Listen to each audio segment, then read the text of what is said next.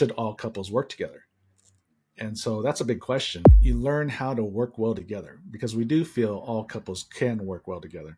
And once you figure that out, that's like the best team possible. You make a great team because who else can you work with that you trust the most? Yeah, that has your back, and you're both wanting to have each other succeed and move forward together. Thriving in Tandem. It's a podcast for you, the married entrepreneur that wants to win in business and marriage at the same time. Welcome to Thriving in Tandem. All right. We are back with Thriving in Tandem. Honey, how you doing? Hi, family. I am great.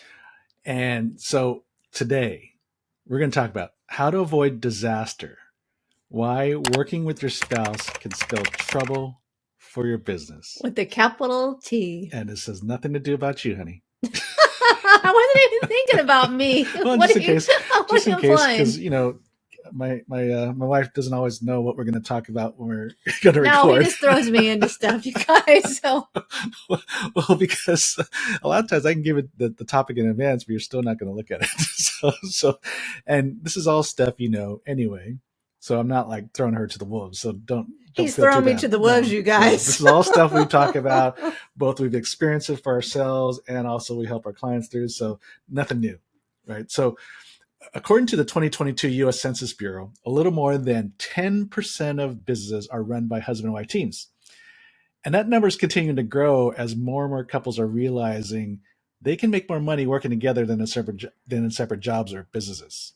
And it certainly has accelerated after COVID, right? I mean, I remember during COVID, we had started that's when we started our podcast, actually. And then we were interviewing these husband and wife teams, and it was so many of them like just started working together because part of it is they got forced into it because they got laid off because of COVID, right? They weren't working.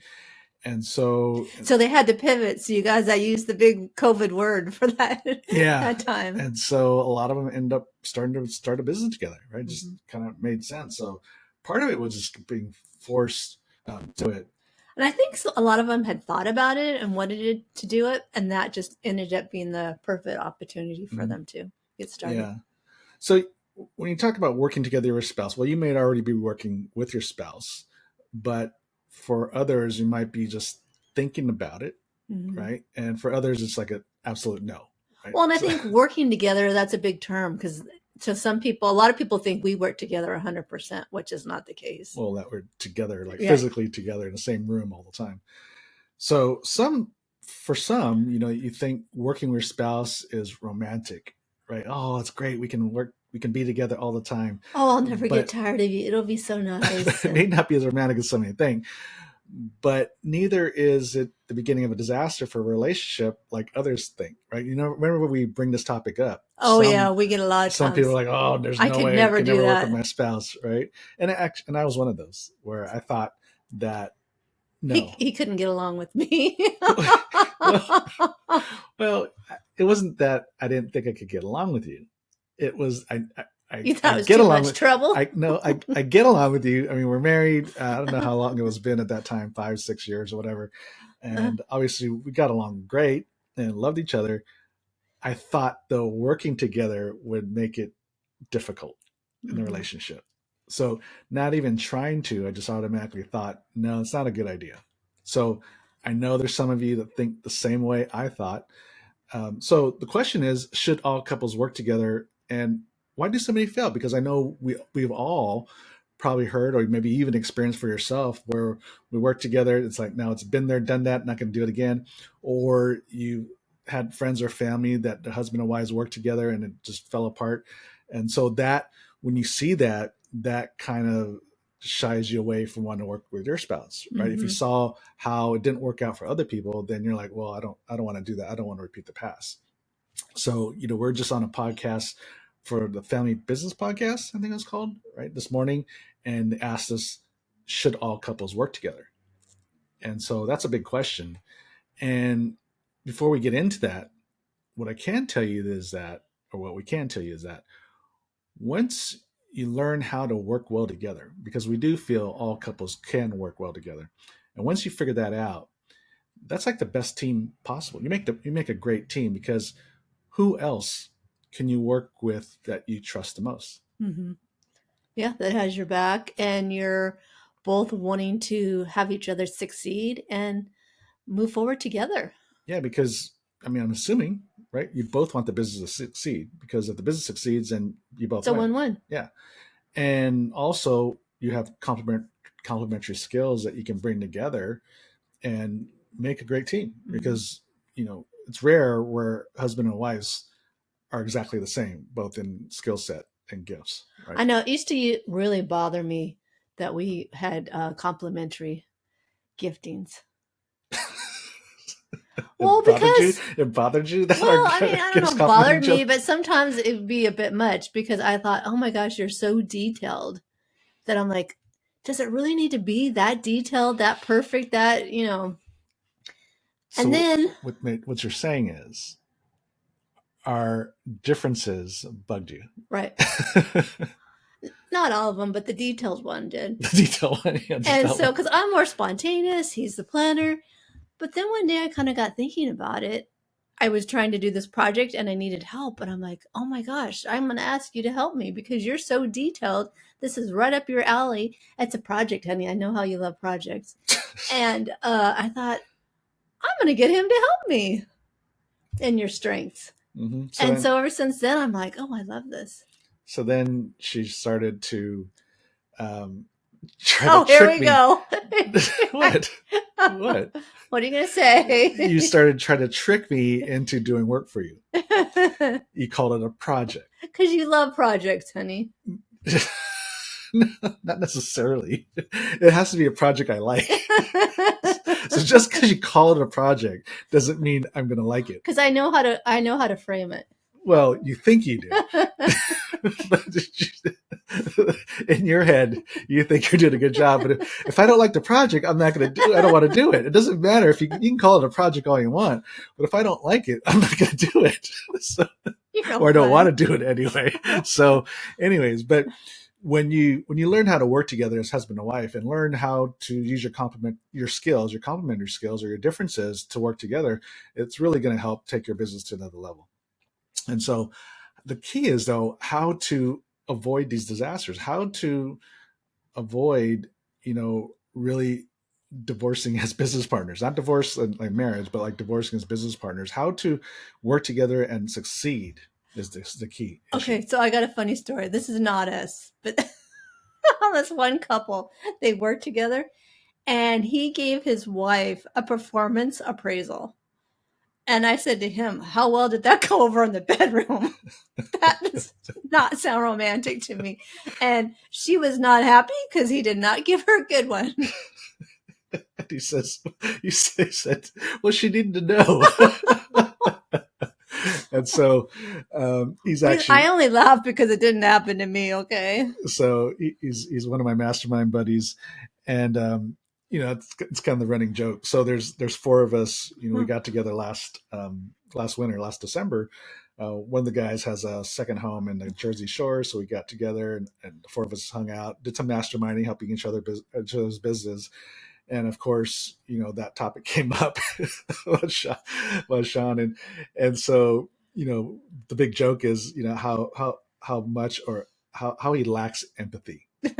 And he told us about when he was an executive in oil and gas, or actually when his tech business or his telecommunications business before he sold it, and how when he did business reviews, he'd always have a box of tissue because inevitably someone's going to cry. Oh no! So he already knows this going into it, so he's not oblivious. And so there's kind of a running joke about, yeah, Sean makes a great coach. Box of Kleenex comes complimentary with every coaching session. Right? So anyways, so we want to talk He's about. He's still married to you guys. Yeah. I mean, she's like so patient and so sweet. And it's hilarious how he talks about how his wife, does stuff and he gets angry. And I said, it's probably all those years you frustrated her. I said, it's just payback now. Critiquing her. It's payback now. So anyways, back to the topic. Working together, how to work well together and how to avoid those disasters. how to, because obviously if it's a disaster for the relationship, it's going to be a disaster for the business. It's all connected. So what are some ways to kind of avoid, you know, having those disastrous working relationships? And I think the first thing is you don't work together because you think it's going to be romantic, right?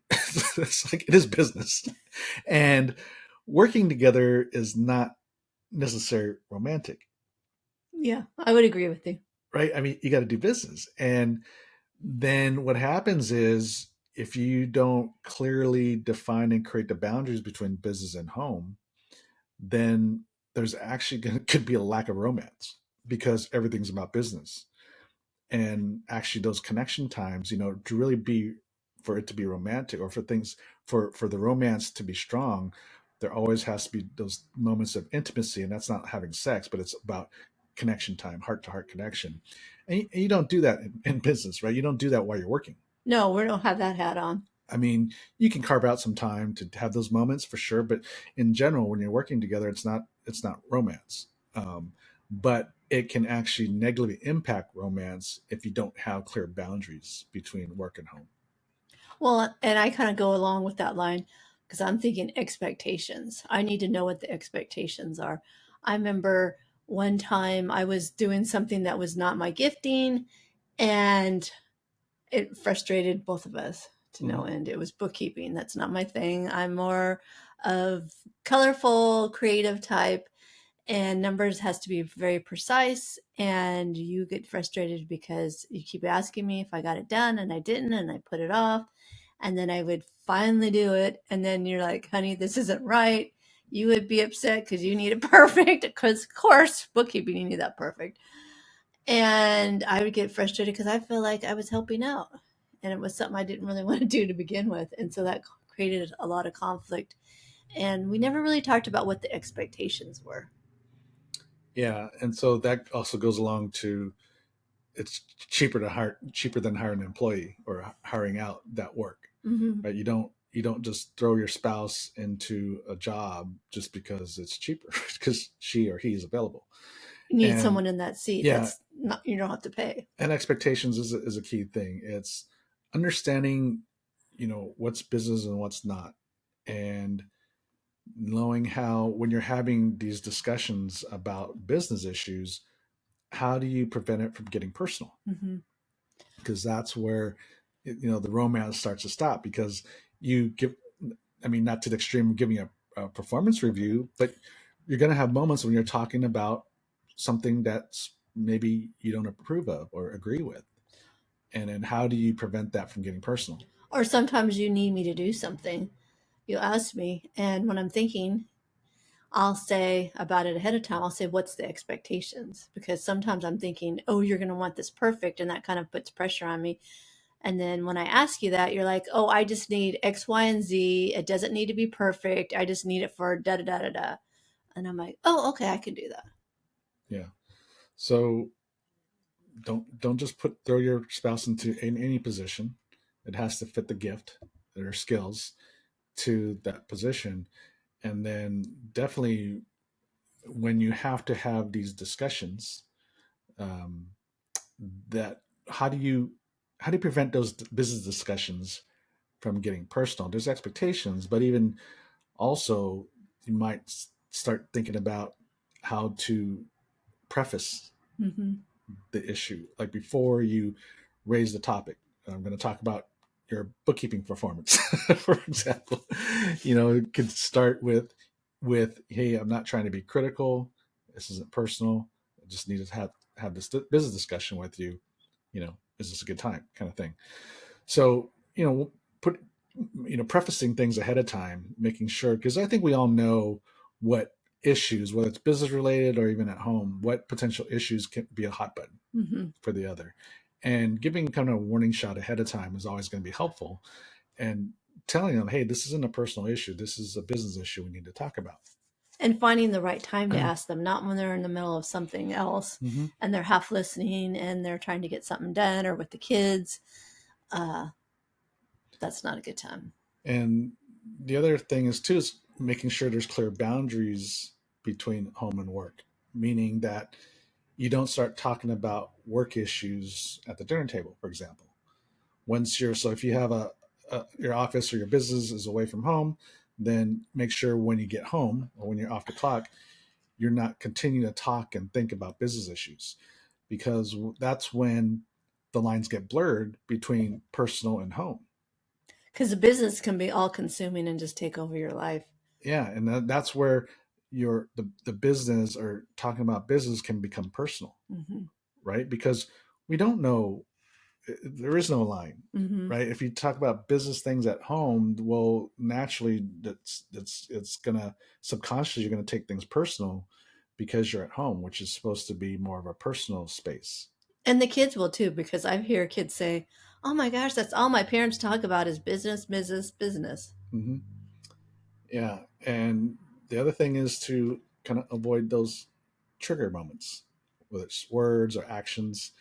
So we know how to, when we're upset, sometimes this is about calling what we call fighting fair, right? Um, we know how to upset our spouse. Yes, you do, honey. And so we have to avoid whether it's certain words or actions that will negatively trigger your spouse, because I think as adults, we know, you know, saying a certain word that we know is going to upset them is not going to make things better. It might just make you feel better at the moment because, I'm upset, so I'm going to throw something at you because it'll make me feel better, right? Which it may at the moment, but it's really not going to help you because your spouse is only going to get more upset and you're just going to get more angry, right? And it's going to affect you in the long run. I hate to tell And you. and again, the romance is going to die the more you do that. So, for me was I have to remember not to be sarcastic. Mm-hmm. And so that's a trigger for Kaylee. And so of Because I course I got to was remember. raised, oh, sorry, in a family that was very sarcastic, but they usually meant it, but said, "Oh, I'm just kidding." So it was really hurtful for me. And so we had that discussion in the Mhm. past, not recently, but about the sarcasm. Sarcasm. Yeah, and she's right that in every piece of sarcasm there is some truth, meaning there is some intent behind it, some true intent behind it. But we like to close cloak it under the word sarcasm, say, "Oh, it's just a joke," right? And the reality is, whenever there's truth behind it, it is going to sting. And you can call it sarcasm or joke all you want, but the truth is you really meant it. Mm-hmm. You're just trying to hide it with the term sarcasm. And so, yeah, don't do that. Don't like for me, I have to remember not to walk out in an argument. If I get upset, don't just leave the room, because that's a trigger for Kaylee as well, right? And so I had to say things like, "Hey, if I need to cool off," I said, "Honey, I still love you. I just need to cool off, and let me take the dog for a walk. When I get back, we'll talk about it." Right. So, having avoiding those triggered moments is also very important. So we call it rules. We have rules of engagement where there's things whenever we're having a disagreement, or have to talk about some issues, that there's things that are allowed or in bounds, and then there's things that are out of bounds. Those are the rules of engagement. So sarcasm, walking out without telling the other person, encouraging and supporting them before you leave, and making sure you tell them that we're going to talk about when we get home or whatever. So those are out of bounds, right? Not just walking out of the storming out of the room, no sarcasm. Those are examples of out of bounds. In bounds is always ask those clarifying questions. Well, in every couple, it'll be different because we all have different childhood Hmm. things that Yeah, trigger us. sure. So Yeah. it's something you need to talk about as a couple and come up with your own rules of engagement of what that could look like. Yeah. And so when you kind of avoid those things, then you're going to have a much better um, chance of success, because it's really about having a professional working relationship and having constructive conversations. Well, I think too it means having self control because so many times I just want to say something or I want to win the argument just for the sake of winning the argument. And Yeah. I'm not listening anymore. And so you got to remember, when you have these arguments and these conflicts that don't get resolved, right? That's actually going to stunt the business growth, Mm-hmm. because you're trying to make a decision. And if you can't make a decision, well, then obviously you can't move forward with it. And if you can't move forward with it, that means the business is going to hurt. And so, And it also means you're hurting your spouse yeah, and you so love them. So it's so important just to remember the big picture. When you're in disagreements, remember, hey, we need to be an adult and come to agreement and not just pout and not just throw barbs at each other, trigger each other, and all that kind of stuff, and not have the zero sum game mentality, meaning that got to win. Mm-hmm. I got to win my argument, right?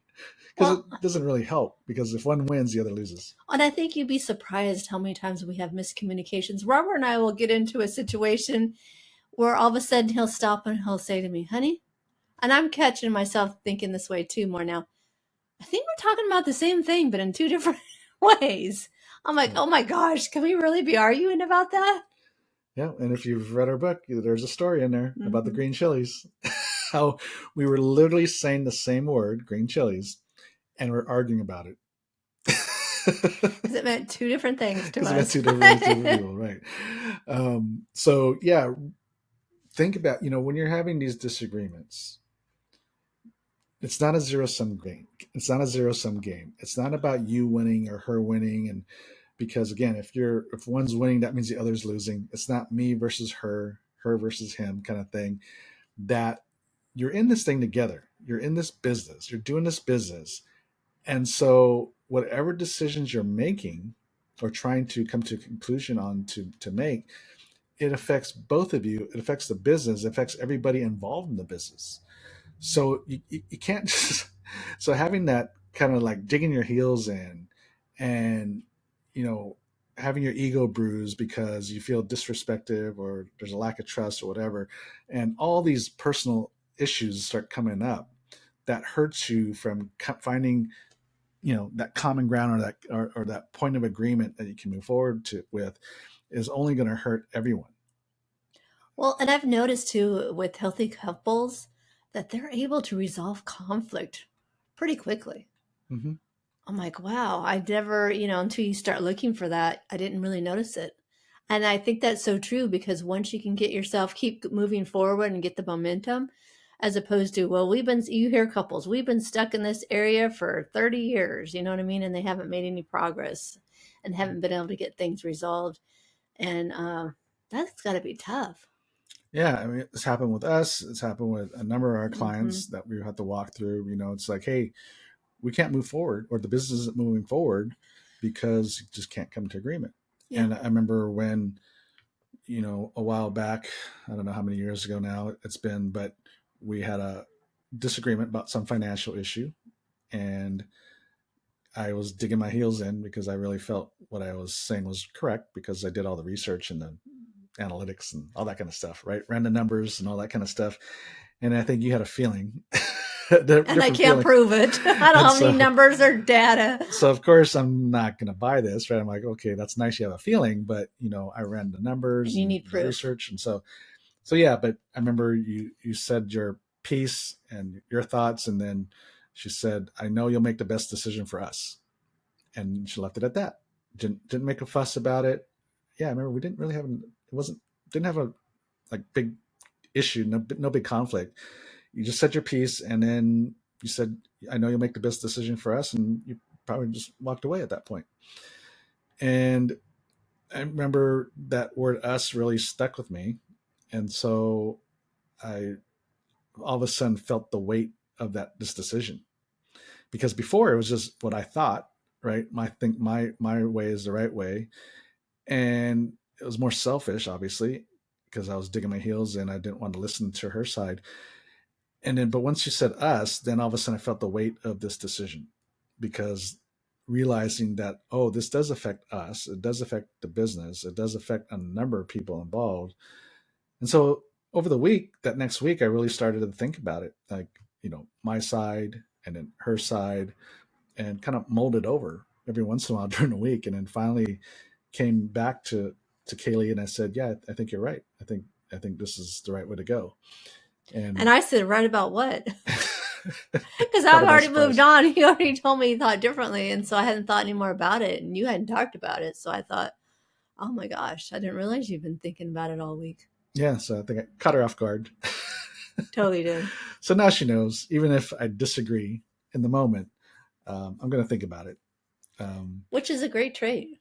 yeah, and so realizing that, And sometimes, these days, sometimes it's the my thoughts are the right way to go, and then sometimes it's hers. But a lot of times, I think majority of the time, it's taking the best parts of both ideas and putting it together to make a great idea Mm-hmm. to move forward.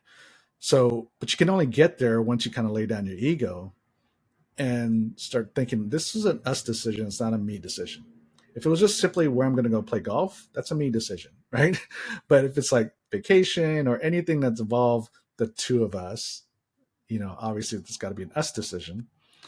And so therefore you can't just be digging your heels in and just be, just trying to stand your ground, because the reality is, again, if you win, if you have to stand your ground and win the argument, that means your spouse loses. Mm-hmm. And that's not good for the team, right? We're teams, we're team members, we're teammates, we're spouses, we're bedroom partners, but we're also business partners. We're teammates in and out of the business. And so, what team, what healthy team do you see competition between the players in the team? Now, for position, right, to start, be on the starting lineup, that kind of stuff. But at the end of the day, you're not trying to beat them up, right? Your own team, yeah. Like even in football, like you're not always in full contact. And they have rules about knocking out your quarterback. Don't kill your quarterback. You might need him in a couple Exactly. days. So I mean, so yes, there's that layer of kind of healthy competition to level there, but at the end of the day, you're not really competing against your teammate, right? You don't want to beat them up. You don't want to beat them. You want to support them, encourage them, and raise them up, because if they win, you win. If you win, we all win. The business wins. The relationship wins. So it has to be an us thing, not a me versus her or him. And along that track, we also, if we're making big decisions, we both need to have a piece about it. We've learned Yeah. that the hard way too. Yeah, that's a good one. I mean, having peace. So if even if you come to a compromise, this is a kind of a popular thing, right? Learning how to compromise. Well, we don't think that's necessarily the right thing to do.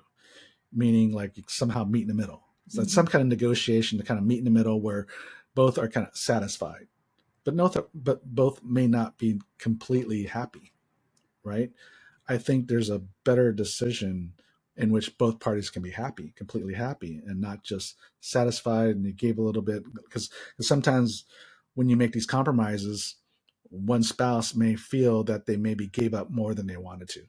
And it's easy to be begrudging. Mm-hmm. And you get Have resentful. resentment. Uh-huh. So I'm always giving in. Yeah, so it's really not about compromise. You really got to think about what is the best decision for us, and can I be happy in this decision? If I'm not, then we need to talk about it a little more. And it can be frustrating for me when Kaylee, I thought we made the decision on something, and then she brings it up 2 days later, and I said I thought we agreed to this. Oh, and she'll say, I thought I did too. I thought it was resolved, but it's not. But it's coming back up, and it's not. And I'm like, and Robert's like, "Oh my gosh!" Yeah. Oh my god, we gotta unbury this thing. So yeah, like exactly the look he gets, you guys, and the side. But anyways, it's all good. I mean, we learned to. I think we both learned, and I've learned that we've got to be able to resolve it in which both parties are happy, not just satisfied. Right, and I'm so glad that you're able to revisit it with me, even though you're not thrilled about it, because then it's going to all become passive aggressive, and it'll come out in other forms, and it won't be pretty. Yeah. So that's a little bit about how we can win together. This is how you can avoid disaster of working together, and that working together doesn't have to spell trouble for your business, but you can actually be a win. When the two of you learn how to work well together, it's synergy. It's not just additive, meaning that she or he is helping you in business. Now there's an addition to the team. It's actually to create synergy in which 1 + 1 = 3, not 2. Because when you harness the power of the two of you and you have these complementary gifts and skills, that it can really accelerate the growth and trajectory of your business. So I hope this was helpful. And if Learn from our mistakes, you guys. and others we've Yes. consulted. So Don't give your spouse a performance appraisal. yeah, don't do that. So we would love to hear if this conversation was helpful to you. So just go ahead and email us, info@powercouplesbydesign.com, info@powercouplesbydesign.com, and please share this with another married entrepreneur that needs to hear this, and leave us a great review. Yes, Okay. we appreciate you guys so much, and that would be a big thank you for us by you leaving us a review. Yep. So until next week, God bless.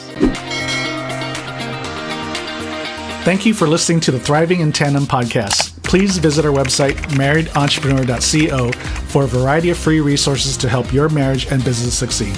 And feel free to leave us a review and share this episode with another married entrepreneur. That would mean so much to us. See you next week.